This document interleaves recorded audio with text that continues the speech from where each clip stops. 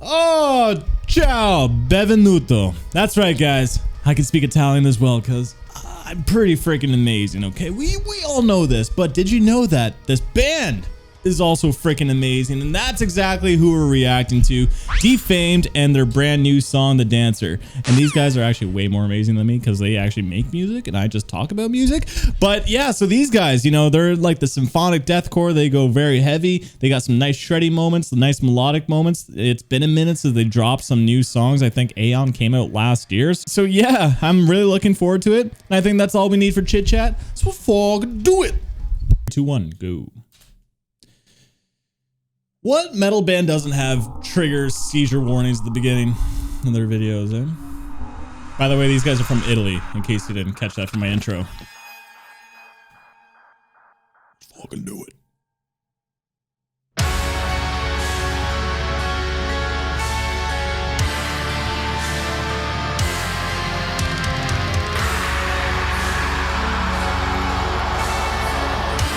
Give me like a LORNA vibe already.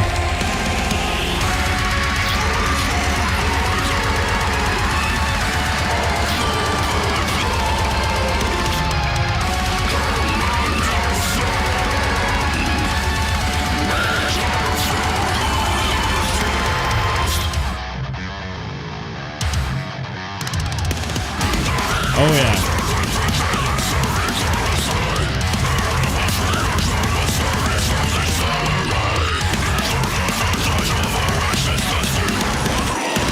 I love the string skipping riff. It's so low. Ooh. Oh, that drumming. Ooh. Oh, that was a cool transition to this part.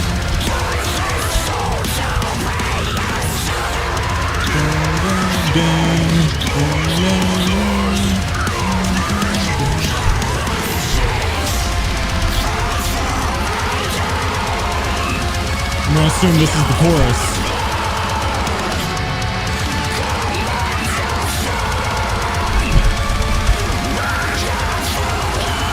Now drop.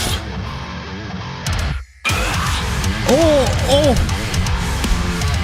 And so we got a groove.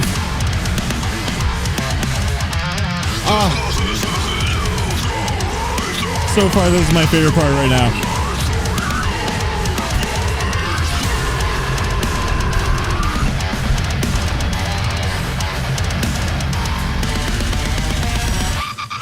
That was cool.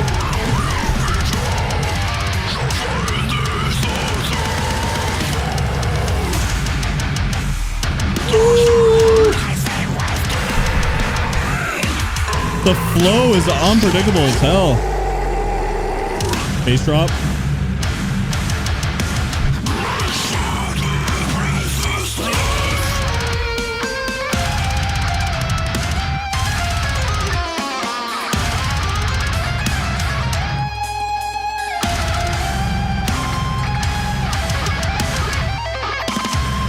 Sweepy boy.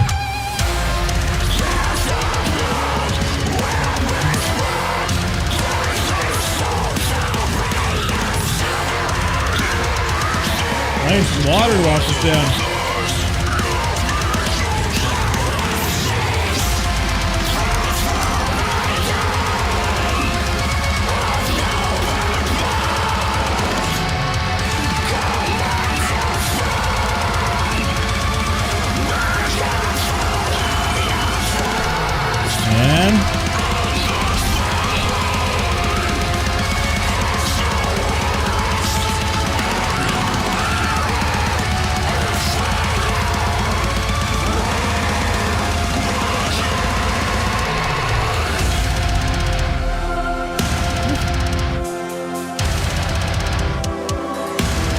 Oh, this sounds wicked.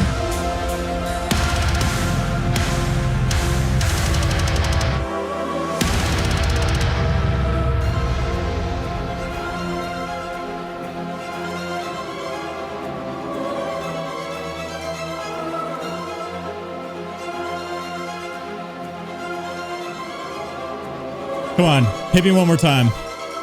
Hit me, baby, one more time. No? No? Okay. That's fine. That was cool. That was really cool. So cool that we should probably talk about it. All right, Defamed and their song The Dancer. You know, the song was actually giving me strong Lorna Shore vibes, and that's not really a bad thing. You know, deathcore, symphonic deathcore seems to be like kind of growing in popularity right now. Bands like Mental Cruelty as well, and a few others. But you know, what I like about Defamed here and their sense of like black metal incorporated with symphonic elements is like they had a lot of grooves and cool riff moments and some awesome breakdowns to really keep things surprising. So those were like definitely the highlights in the track for me. But let's try to break it down a little bit better by going through the pros and cons. So number one pro is that like the riffs I think are super important to differentiate itself from other bands because well, Lorna Shore and stuff, and Mental Cruelty have a lot of string skipping riffs, but I feel like their use of 8-string and riffs sound a little bit different. They're so low tuned. I was getting like a little bit of Enterprise Earth vibes, but like you don't usually hear string skipping riffs when it comes that low because the notes are very hard to pick apart because they all sound super fat and low. But you know, with their tone and everything, you could still pick apart what was going on. So the tone and everything was really crucial to make those riffs come to life, right? But I thought that was huge, especially the groove moment after the first chorus was really wicked. So I really like that.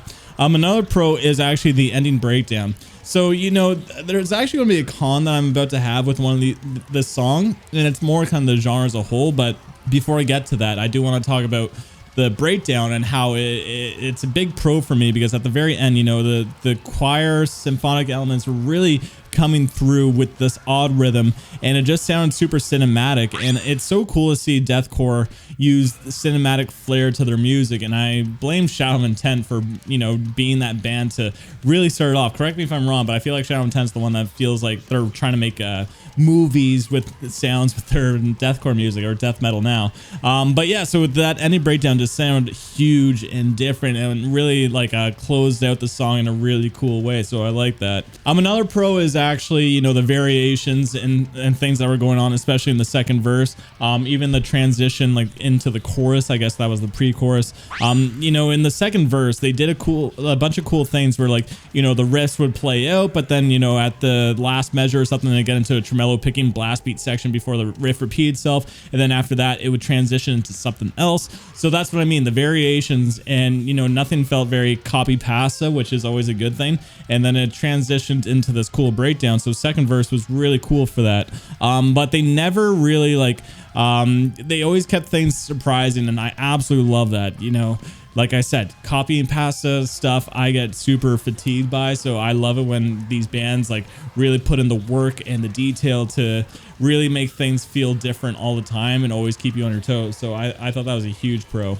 Let's move on to the cons, and I guess my cons with this, I don't really have a lot of cons because this was actually a really sick track, but it's more like the black metal blast beat sections. You know, they feel like they're a little bit like not as exciting as the rest of the music, and I tend to feel that way when it comes to listening to a lot of these deathcore bands, and that includes Lorna Shore as well. When it just gets into crazy blast beats and like tremolo picking and stuff, maybe that's just me not enjoying black metal as much as other people, but I do feel like those sections of music, they're just kind of there, and they do feel like filler sometimes. They can stretch a little too long for my liking. That's until they switch it into this cool groove or that cool breakdown.